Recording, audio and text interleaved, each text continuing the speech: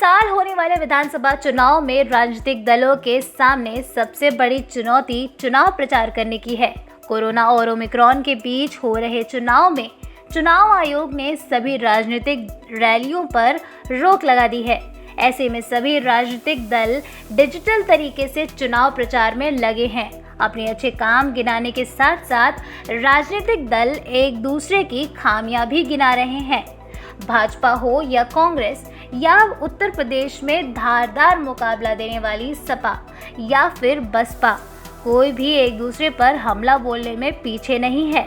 सभी दल social media सहित तमाम डिजिटल प्लेटफॉर्म के जरिए किस तरह चुनाव प्रचार कर रही है और कौन किस तरह जोर लगा रहा है, आइए देखते हैं। इस चुनाव में भाजपा की टैगलाइन है, आएगी भाजपा ही। भारतीय जनता पार्टी ने अपने ट्विटर पर #आएगी बीजेपी ही के साथ कैंपेन का वीडियो शेयर किया है। काम दमदार, यूपी फिर मांगे भाजपा सरकार, कमल का बटन दबाएं, भाजपा को जिताएं।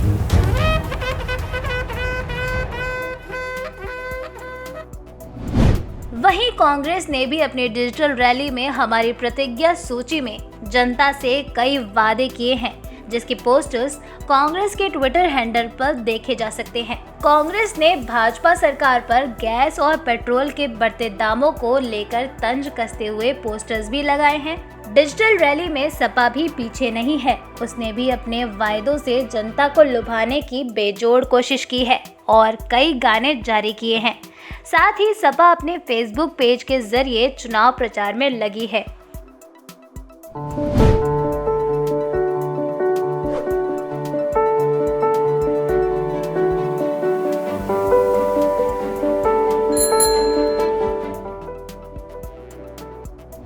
बसपा भी सोशल मीडिया कैंपेन में पीछे नहीं है। बसपा प्रमुख मायावती खुद अपने ट्विटर हैंडल के जरिए पार्टी की तमाम गतिविधियों की जानकारी दे रही हैं, तो पार्टी की ओर से कई पोस्टर्स जारी किए गए हैं।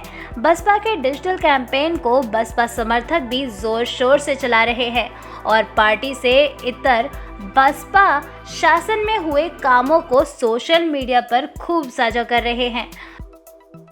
बहुजन समाज पार्टी की राष्ट्रीय अध्यक्ष बहन कुमारी मायावती जी की उत्तर प्रदेश की जनता से अपील है कि वे सामाजिक एवं आर्थिक परिवर्तन के महानायक महात्मा ज्योतिबा फूले, छत्रपति शाहूजी महाराज, नारायण गुरु, बाबा साहेब डॉक्टर भीमराव अंबेडकर व मान्यवर श्री कांशीराम जी आदि के सपनों को साकार करने तथा प्रदेश में विकास एवं कानून का राज कायम करने हेतु बीएसपी की सरकार बनाने के लिए पार्टी के सभी विधानसभा प्रत्याशियों को हाथी चुनाव चिन्ह के सामने वाले बटन को दबाकर उन्हें जरूर विजयी बनाएं। बसपा उत्तर प्रदेश के सभी जिलों कार्यालयों में LED टीवी लगवाने में जुट गई है, जिसके जरिए मतदाताओं तक बहन जी के भाषणों को सीधे पार्टी कार्यालय से प्रसारित किया जाएगा। इस दौरान मतदाताओं को पार्टी कार्यालय पर जुटाया जाएगा। भारतीय राजनीति के इतिहास में ये पहली बार है जब पार्टियां पूरी तरह डिजिटल कैंपेनिंग पर निर्भर हैं। ऐसे में सभी राजनीतिक दलों के सामने अपनी बातों को जनता तक पहुंचाने की चुनौती बनी हुई है। पार्टियां जनता तक अपनी बात कितना पहुंचा पा रही हैं, ये तो चुनाव परिणाम आने पर ही पता चलेगा। ऐसे ही तमाम खबरों के लिए देखते रहें दलित दस्तक। चैनल को लाइक, सब्सक्राइब और शेयर करना ना भूलें। उत्तर प्रदेश के विधानसभा चुनाव के दौरान जहां राजनीतिक दल चुनाव प्रचार में व्यस्त हैं, तो एक लड़ाई समर्थकों के बीच भी चल रही है। तमाम राजनीतिक दलों के कार्यकर्ता और समर्थक अपने अपने तरीके से अपनी पसंदीदा पार्टियों का चुनाव प्रचार कर रहे हैं और इस मुहिम में सबसे आगे बसपा के समर्थक हैं। दरअसल सोशल मीडिया पर तमाम दल जहां काफ़ी सक्रिय रहते हैं, बसपा की उपस्थिति उनके मुकाबले कमज़ोर दिखती है। भाजपा, कांग्रेस सहित तमाम दलों में तो सोशल मीडिया सेल है, जहां एक बड़ी टीम पार्टी और उसकी सरकार एवं प्रमुख नेताओं के कामों को सोशल मीडिया के जरिए लोगों तक पहुंचाती है। इसके लिए पार्टियां भारी भरकम रकम भी खर्च करती हैं। फंड की कमी के चलते बसपा दूसरी पार्टियों के मुकाबले पिछड़ जाती है। बसपा समर्थक भी यह समझते हैं। ऐसे में उत्तर प्रदेश विधानसभा चुनाव में बसपा समर्थकों ने भी बसपा के कामों को यूपी की जनता तक पहुंचाने का बीड़ा उठा लिया है।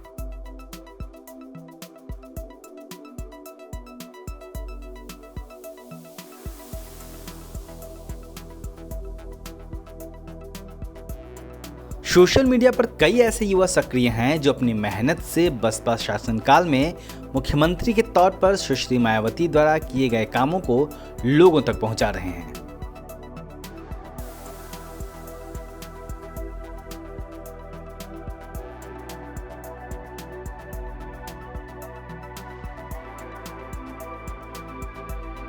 ऐसे ही एक बसपा समर्थक हैं इंदिरा साहब, जिनके पोस्टर लोगों तक बसपा के कामों को बखूबी पहुंचा रहे हैं। इन पोस्टरों में बसपा द्वारा किए गए कामों का जिक्र है।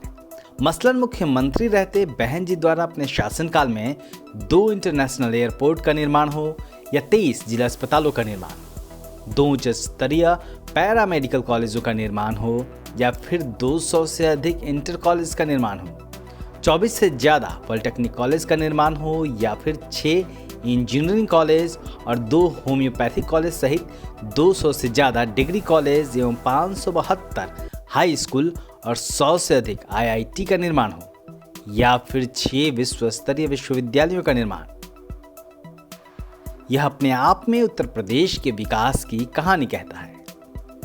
इसके अलावा बसपा ने कितने युवाओं को नौकरी दी और प्रदेश के विकास के लिए किस तरह सड़कों का जाल बिछाने से लेकर एक्सप्रेसवे बनाने तक के साथ साथ तमाम सरकारी विभागों को उनके अपने भवन दे दिए पोस्टर, ये सारी कहानी कह रहे हैं। निश्चित तौर पर देश ही नहीं, दुनिया के अलग अलग हिस्सों से भी अम्बेडकरवादी और बसपा समर्थक जिस तरह बसपा के डिजिटल कैंपेनिंग को अपनी मेहनत से आगे बढ़ा रहे हैं, उसकी मिसाल कोई दूसरा नहीं दिखता। ब्यूरो रिपोर्ट, दलित दस्तक। जय भीम, नमस्कार, मैं हूँ आस्था और आप देख रहे हैं दलित दस्तक। आज हम एक ऐप के बारे में बात करने वाले हैं। अब आप ये सोच रहे होंगे कि ये ऐप है, हम क्यों इसका जिक्र कर रहे हैं, क्यों आज हम इसके बारे में बात कर रहे हैं। रोज़ हज़ारों ऐप निकलते हैं, ये इतना खास क्यों है, इसके बारे में भी हम जानेंगे। सबसे पहले तो आपको इस ऐप का नाम बता दें। इस ऐप का नाम है जय भीम। जय भीम हमारे जो संविधान निर्माता हैं डॉक्टर भीमराव अंबेडकर, उसके नाम से उनके नाम से ही ये इस ऐप का नाम पड़ा है। हमारे साथ मौजूद हैं इस ऐप के CEO गिरीश वानखेड़े सर। देखिए, शॉर्ट वीडियो ऐप ये एक बहुत बड़ी स्पेस है। वीडियोस के 2 टाइप के ऐप्स होते हैं। एक होते हैं लॉन्ग वीडियो ऐप, जिसमें वेब सीरीज़ होती हैं, फिल्में होती हैं, और एक होता है शॉर्ट वीडियो ऐप, जहाँ पर वीडियोस बनते हैं 10 सेकंड के, 15 सेकंड के, 20 सेकंड के, 25 सेकंड के। और आप अक्सर देखते हो कि जब आप सोशल मीडिया पे, फेसबुक पे जब स्क्रॉल करते आते हो तो एक एक शॉर्ट वीडियोस आपको दिखते हैं इंस्टाग्राम पे, रील्स पे, और आप उसको कंज्यूम करते चले जाते हैं। उसमें कितना वक्त आपका चलेगा आपको एहसास ही नहीं होता। तो जो शॉर्ट वीडियो ऐप की स्पेस है, इसमें बहुत पोटेंशियल है। हमने उस स्पेस को चूज़ किया। हमने ये जाना कि इसमें ऐसे बहुत सारे बच्चे हैं जिनमें बहुत टैलेंट है, जो अलग अलग गाँव से हैं, छोटे छोटे शहरों से हैं। उनको वो हर बच्चा जो क्रिएटिव है वो बम्बई नहीं आ सकता।